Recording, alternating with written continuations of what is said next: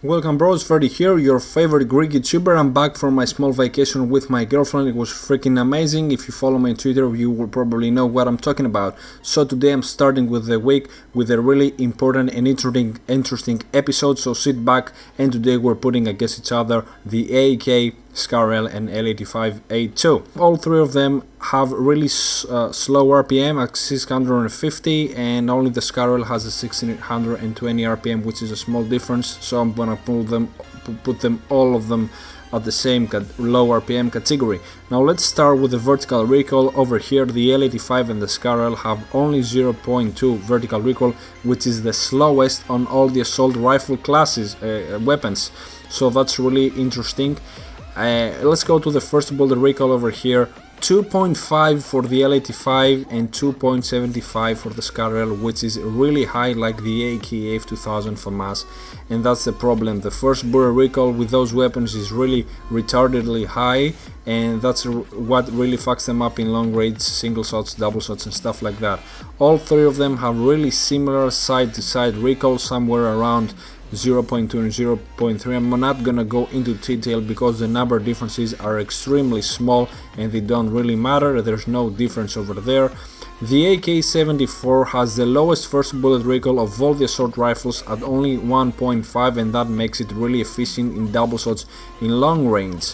Another thing, the reload time for all three of them is really similar at 3.1 and 3.3 seconds. And if you want to use a foregrip, you better use it with the L85, because for some reason, and if you haven't seen my foregrip or not video, I suggest you go back in my channel, in my uploaded videos, and go and check it out. It's really interesting, and shed some light with on the foregrip attachment on the battlefield, because there are really problems with that attachment. And for some reason DICE decided to benefit the L85 with the foregrip a lot for no reason. And what really the foregrip does with the L85 is it decreases the side to side recoil, and it also doesn't give that retarded bullet spread penalty. So if you're gonna use a low RPM weapon with the foregrip, I suggest, and I'm really sure about it, 100% go with the L85 and foregrip. The second attachment can be whatever the fuck you want, heavy barrel, flash suppressor, doesn't really matter. The foregrip is really important.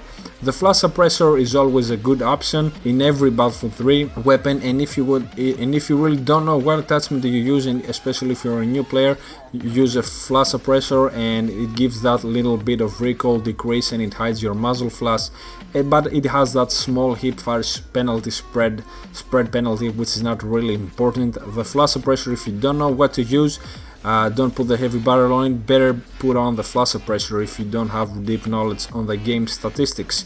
If you want to go all long range with these three weapons, you can use the heavy barrel and bipod, and it's the best long range setup for these three weapons. You can actually snipe people, you can actually snipe snipers easily with this setup, because it's really accurate and the bipod really suppresses and decreases the recoil. I need also to remind you that all these three weapons aren't really suitable for small maps like Bazaar or close quartered maps.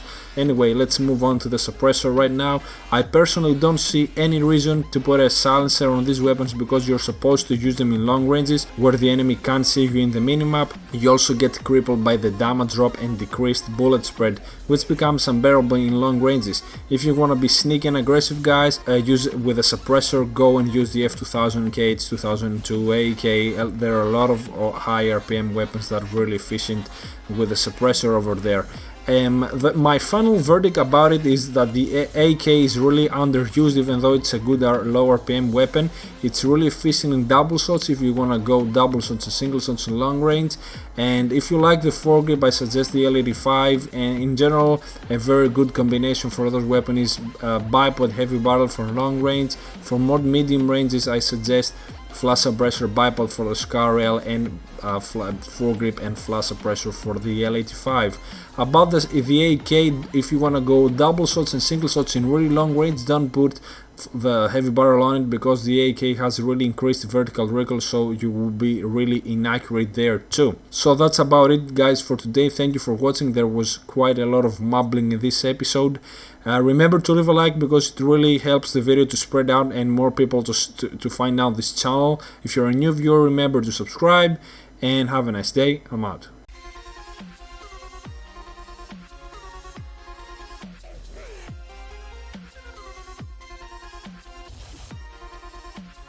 Chaser.